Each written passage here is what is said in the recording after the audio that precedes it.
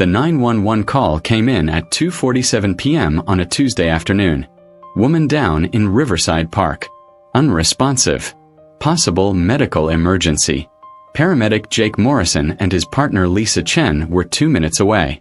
They arrived at 2:49. A jogger had found her. An old woman collapsed on a bench. Not moving. The jogger had checked for a pulse. Found one. Weak but there. Called 911. Waited.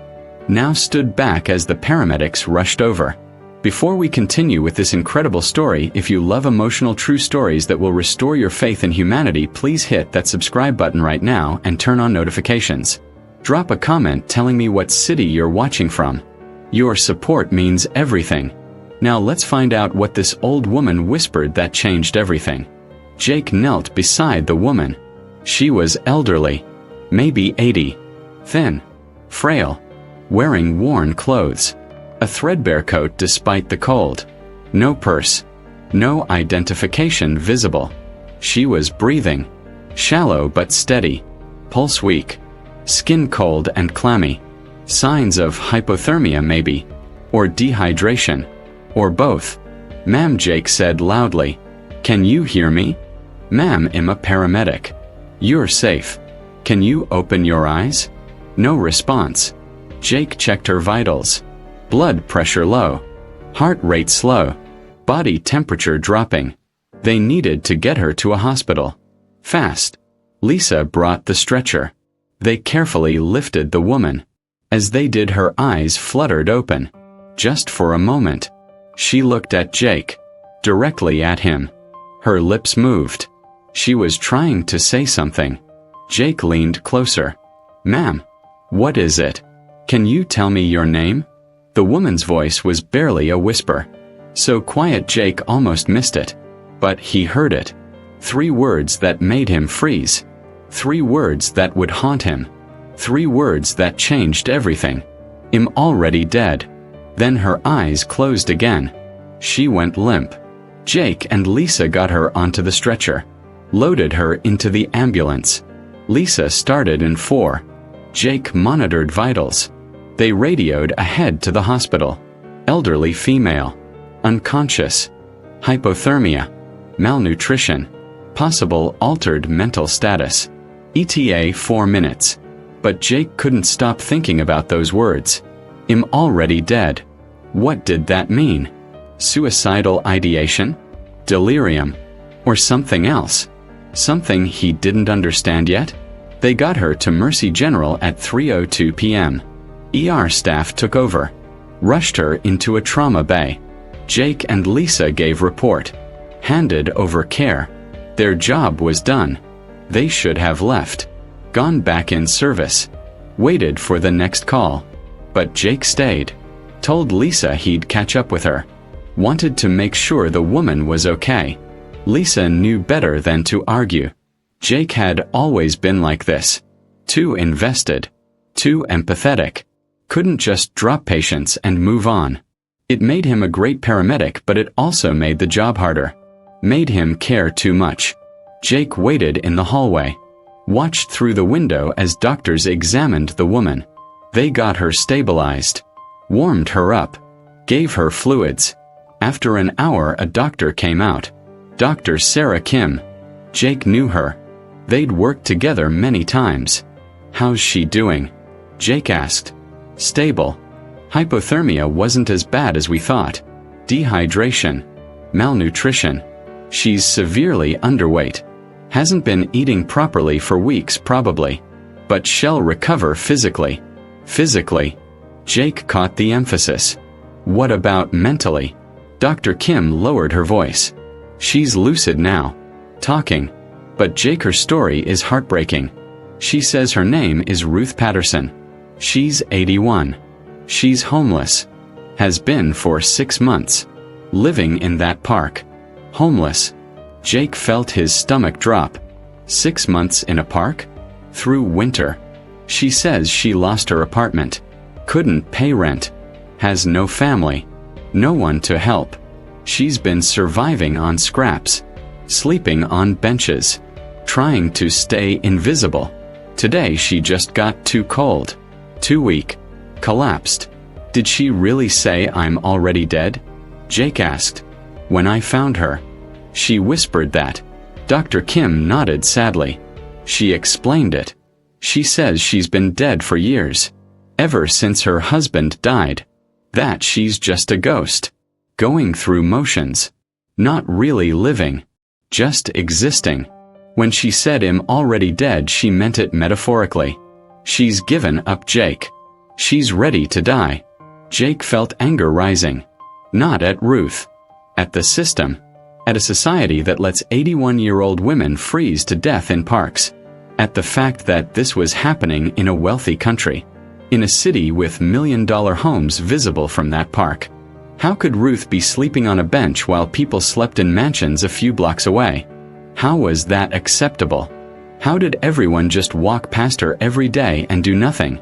At himself too. For not doing more. For seeing homeless people every day on calls and becoming numb to it. For treating them and dropping them off and moving on to the next emergency without thinking about where they would go. What happened after the ambulance left? Jake had been a paramedic for 8 years. How many people like Ruth had he treated and forgotten? How many times had he been part of a system that provided emergency care but no actual solutions? This job required a certain level of detachment. You couldn't save everyone. Couldn't solve every problem. If you tried, you'd burn out in 6 months. Jake knew that. Had learned that early. But Ruth had gotten under his skin. Those 3 words. I'm already dead. He couldn't unhear them.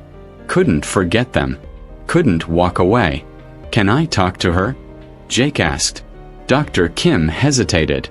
I don't know if that's a good idea. She needs rest. Please. Just for a minute.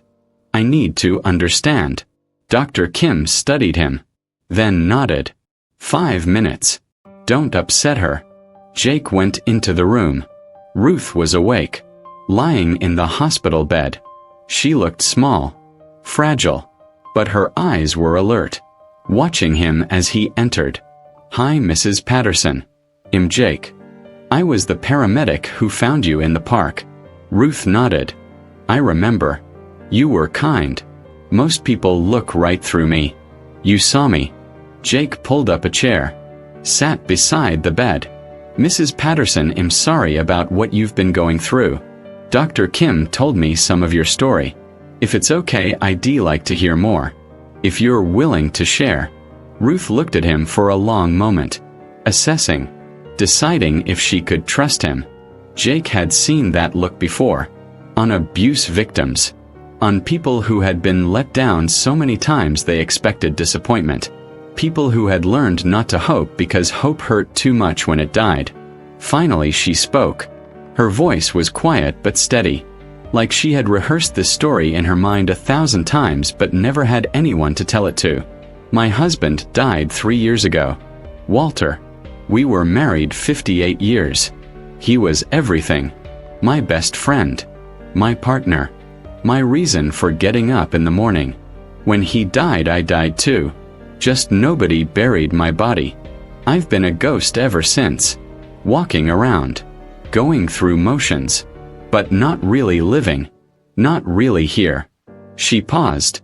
Jake waited. Didn't interrupt. Sometimes the most important thing a paramedic could do was listen. Really listen. Not just wait for their turn to talk, but actually hear what someone was saying. And what they weren't saying. The pain between the words. We rented a small apartment, Ruth continued. Nothing fancy. 1 bedroom. But it was home. Walter had a pension from 40 years at the post office. Plus his Social Security. I had my Social Security too. Together it was enough. We weren't rich, but we managed. Had enough for rent and food and the occasional dinner out. We were comfortable. Safe. Happy even.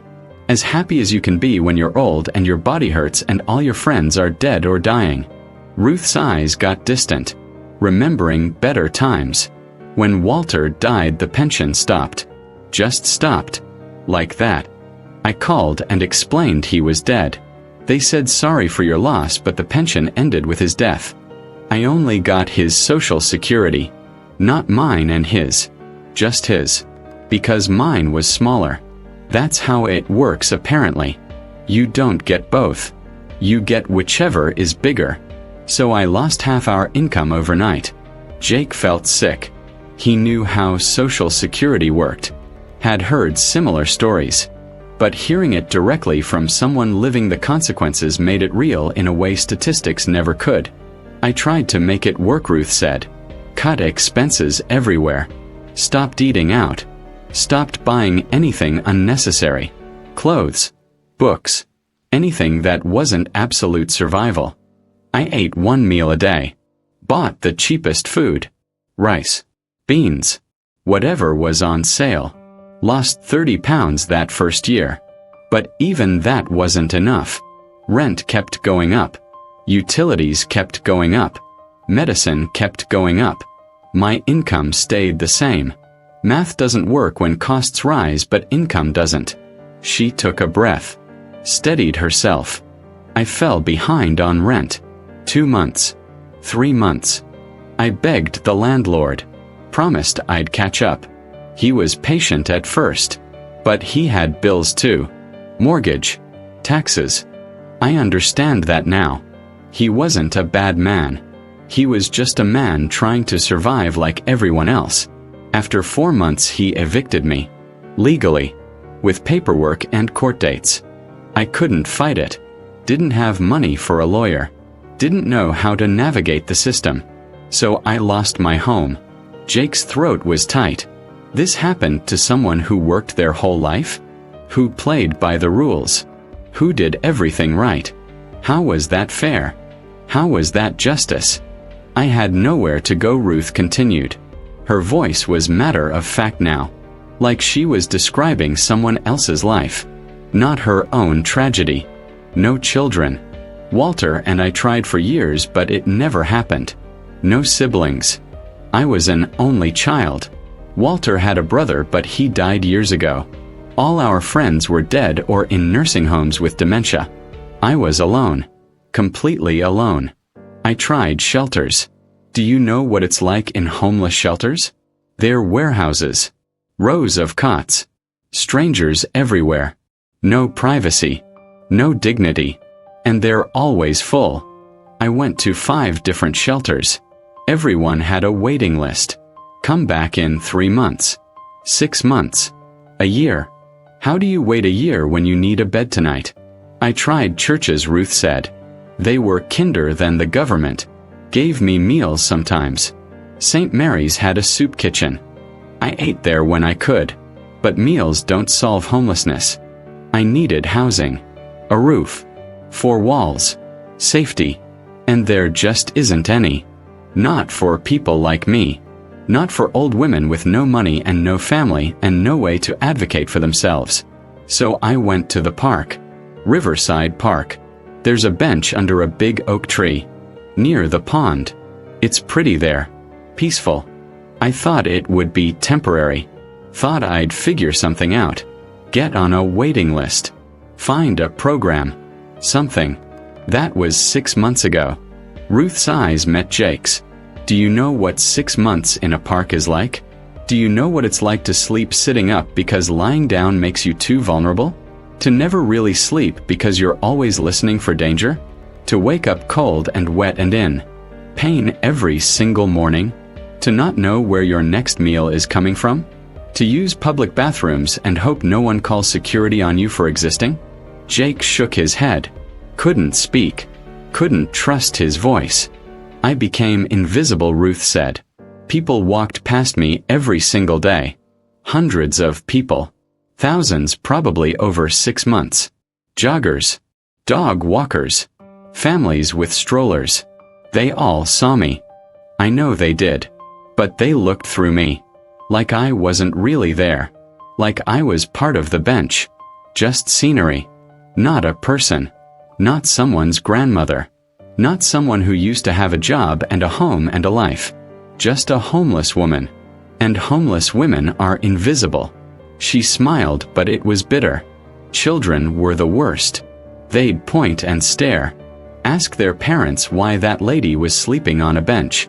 The parents would pull them away. Say don't look. Don't make eye contact. Like I was dangerous.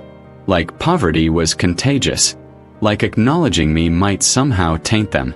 But you know what hurt more? Ruth's voice cracked. The people who were kind. The ones who'd drop $1 in my lap as they walked past. Or leave a granola bar next to the bench. They thought they were helping. Thought they were good people. But they never stopped. Never asked my name. Never saw me as human. Just as a problem they could solve with $1. Charity without connection. Pity without compassion. Jake felt tears on his face. Didn't bother wiping them away. He had been that person. Had given money to homeless people and walked away feeling good about himself. Never stopping to talk. Never learning names. Never seeing the human being behind the circumstance. Ruth was right. That wasn't kindness. That was avoidance with a clear conscience. Why didn't you get help? Jake asked gently. There are services. Programs. Ruth smiled sadly. I tried. Do you know how hard it is to get help when you have no address? No phone. No way for anyone to contact you. I filled out forms at social services. They said they'd call me. Huh. I don't have a phone. I went to churches. They gave me meals sometimes. But meals don't solve homelessness. I needed housing. And there isn't any. Not for people like me. Jake felt tears forming. This wasn't right. This wasn't how society should treat its elderly. People who had worked their whole lives. Who had contributed. Who deserved dignity in their final years. What about today? Jake asked. In the park. You said I'm already dead. Did you mean that? Were you trying to die? Ruth looked away. Not exactly. But I wasn't trying very hard to live either. I was just so tired. So cold. I've been cold for months.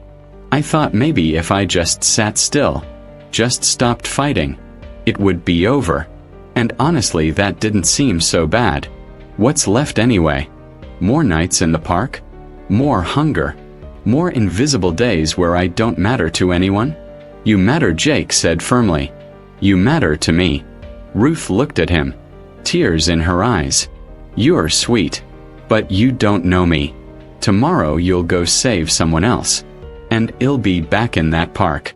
Assuming they discharge me. Which they will. Because I have nowhere else to go. Jake made a decision. No. You're not going back to the park. I don't know how yet, but I'm going to help you. We're going to figure this out. Ruth shook her head. You're a good person. But you can't fix this. The system is broken. I'm just one of thousands. One old woman doesn't matter enough to change anything. Maybe not, Jake said. But I have to try. He left the room. Went to find Dr. Kim. How long can you keep her?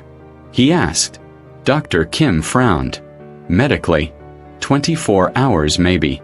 She'll be stable enough to discharge by tomorrow. Why? I need more time. Time to find her housing. Resources. Something. Jake, you can't save everyone.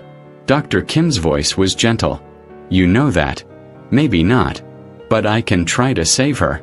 Jake spent the rest of his shift making calls. He called every shelter in the city. Every housing authority. Every social service agency. All said the same thing. Waiting lists. No space. No funding. Come back in 6 months. A year. Maybe. He called churches. Charities. Non-profits. Some offered temporary help. A bed for a few nights. A meal. But nothing permanent. Nothing that solved the actual problem. Jake went home that night frustrated. Defeated. Ruth was right. The system was broken. And one paramedic couldn't fix it.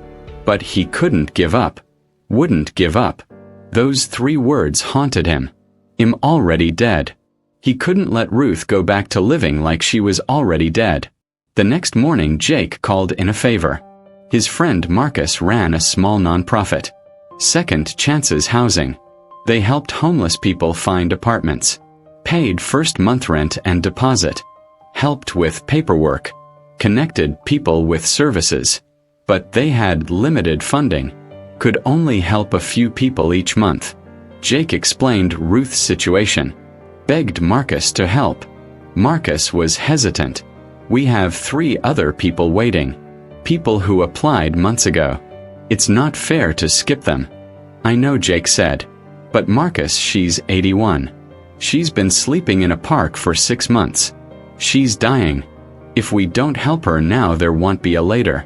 Marcus sighed. Send me her information. I'll see what I can do. Jake went to the hospital, visited Ruth.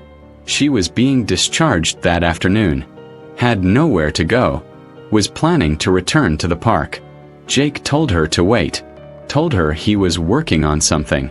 Ruth didn't believe him, had been let down too many times, but she agreed to wait in the hospital lobby. A few more hours of warmth before facing the cold. At 3 p.m. Marcus called. I've got something. It's not perfect. A studio apartment. Low-income housing. But the current tenant is moving out tomorrow. If Ruth can pass the background check and has first month's rent, we can get her in by Friday. How much? Jake asked. $500 for rent. $500 deposit. Total of $1,000. Jake didn't have $1,000. Not extra. He had bills. Student loans from paramedic school. But he didn't hesitate. I'll cover it. Send me the paperwork. Jake, you can't. Yes, I can. Just do it. Jake went to the bank. Withdrew $1,000 from his savings. Money he had been saving for a vacation. For something fun. Now it would save a life. That was better than any vacation. He found Ruth in the lobby. Told her he had an apartment. She didn't believe him at first. Thought he was joking. Thought it was some kind of cruel trick. But Jake showed her the paperwork. Explained everything. Rent paid for first month. Her own place. Safe. Warm. Real. Ruth started crying. Not just tears. Deep sobs. Shaking. Jake sat with her. Let her cry. Let her feel whatever she was feeling. Relief. Disbelief. Hope. Emotions she hadn't felt in months. Why? Ruth asked when she could speak. Why would you do this? You don't know me. Jake thought about those 3 words. I'm already dead. Thought about how wrong that was. How no one should have to feel that way. Because you matter, he said. Because no one should be invisible. Because I saw you. And once you see someone, really see them, you can't just walk away. Ruth moved into her apartment 2 days later. Jake helped her. Marcus provided furniture. Basic stuff. Bed. Table. Chair. Kitchen supplies. Other people from the nonprofit donated clothes. Food. Essentials. The apartment was small, but it was hers. A home. After 6 months in a park, Ruth had a home. But Jake didn't stop there. He connected Ruth with social services. Helped her get on proper assistance programs. Food stamps. Medicare. Programs that required an address. That she could finally access now. He helped her navigate paperwork. Advocated for her. Made sure she got everything she was entitled to. He also connected her with a senior center. A place where she could go during the day. Socialize. Eat lunch. Participate in activities. Ruth was hesitant at first. Had been isolated so long. But slowly she started going. Started talking to people. Started living again instead of just existing. 3 months after Jake found Ruth in the park, he visited her apartment. Brought dinner. They ate together. Ruth looked different. Healthier. She had gained weight. Had color in her cheeks. Smiled more. Seemed lighter. Like a burden had lifted. I never thanked you properly, Ruth said. For saving my life. Jake shook his head. I didn't save your life. The doctors did that. No, Ruth said firmly. You saved my life. I was dead. I told you that. I'm already dead. I meant it. I had given up. But you didn't give up on me. You saw me when I was invisible. You cared when no one else did. You gave me a reason to keep living. That's saving a life." Jake felt emotion rising. Swallowed hard. "I'm glad I could help." "It's more than help," Ruth said. "You reminded me that I still exist. That I'm still a person. That my life still matters. You have no idea what that means. How precious that gift is." They talked for hours. Ruth told him about Walter. Their 58 years together. The life they built. The love they shared. She showed Jake photos. A wedding picture. Vacation snapshots. A life well lived but cut short by Walter's death. Jake listened. Really listened. Gave Ruth what she had needed for 3 years. Someone to see her. Really see her. Someone to acknowledge that her pain was real. That her grief mattered. That she mattered. 1 year after finding Ruth in the park, Jake got a call from Marcus. "You need to come to the office," he said. "Ruth has something for you." Jake went. Found Ruth there with Marcus and several other people. A small group gathered. Ruth smiled when she saw him. "Jake," she said, "I wanted you to meet some people. This is Dorothy. And Frank. And Mary. They were all homeless. Like I was. And because of what you did for me, because of the attention my story brought, Marcus's nonprofit got a huge donation. Anonymous donor. $500,000. We've been able to help 40 people in the past year. 40 people who were invisible. Who were already dead like I was. And they're alive now. They have homes. They have hope. Because you cared." Jake was stunned. "I didn't do anything special. I just helped one person." Ruth shook her head. "You helped one person and it rippled out. Every person here has a story. Has a life that matters. And they all got a second chance because you gave me one. That's not nothing, Jake. That's everything." The group clapped. Thanked Jake. Shared their stories. Dorothy had been homeless for 2 years. Now had an apartment. Frank had been living in his car. Now had stable housing. Mary had been sleeping in shelters. Now had her own place. All because Jake saw Ruth. Because he couldn't walk away. Because 3 words haunted him enough to take action. 5 years later, Jake was still a paramedic. Still responding to calls. Still seeing suffering every day. But he saw it differently now. Saw people differently. Never looked at someone and thought there's nothing I can do. Always thought maybe there's something. Maybe I can help. Maybe this person matters enough to try. And Ruth. Ruth lived in her apartment. Active at the senior center. Volunteered at the nonprofit. Helped other homeless people. Shared her story. Gave hope. She was 86 now. Still going strong. Still very much alive. Not dead. Never dead. Living proof that one person caring can change everything. If this story touched your heart, please hit that like button and subscribe to our channel for more incredible true stories about compassion, hope, and the power of one person choosing to care. Drop a comment below and let me know what city you're watching from. Have you ever helped someone everyone else ignored? Have you ever been that invisible person who needed help? Share your story in the comments. Your experience might inspire someone to reach out to save a life today. Remember that invisible doesn't mean worthless. That elderly people sleeping in parks are somebody's mother, grandmother, wife. That I'm already dead is a cry for help from someone who has given up. That homelessness can happen to anyone, especially our most vulnerable. That the system is broken but individuals can still make a difference. That seeing someone really seeing them is sometimes the first step to saving them. Thank you for watching. Thank you for caring. And remember, if you see someone suffering, don't look away. Don't assume someone else will help. Be the someone. Be the person who sees, who cares, who acts. Because those 3 words, "I'm already dead," should never be someone's reality. Everyone deserves to live. Really live. And sometimes all it takes is one person who refuses to let them be invisible.